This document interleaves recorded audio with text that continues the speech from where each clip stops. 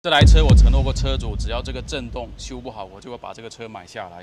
今天差点成为尊贵的巴博斯车主，因为修这台车差点翻车了。今天就跟大家分享一下这台车维修抖动差点翻车的经验。这个犄角胶是在别的地方装了高仿的犄角胶，这套是原厂旧的12万公里的犄角胶，这里是完全塌下去没有缝了。如果你的车被更换了犄角胶之后，车身依然还是抖动震动，那你可能是被更换的高仿的犄角胶。我们来看一下这两个犄角胶的对比，这两个是车主在别的地方安装的，这两个是我们拿调过来的原厂件，两个的编码全部都是一模一样的，插头一模一样。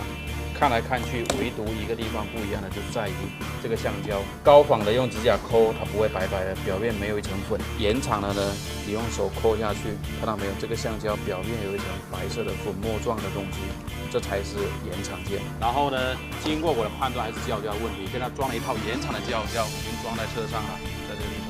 这个时候我们已经把纯正的原厂的犄角胶安装上去了，然后挂D 档还有 R 档的时候，抖动依然存在，只是说稍微好一点点。这个时候的维修进入僵局。最后分析了一下这台车，由于它开了11万9千公里，从来没有更换过犄角胶，犄角胶已经完全下沉的状态，并且这个时间已经开了很久。经过3天的辛苦奋战，这台车的问题终于解决了，是这根半轴的问题。原因在于，原来这个犄角胶在下沉的时候，这个半轴会往里推，它已经开了大几万公里这样的磨损程度了。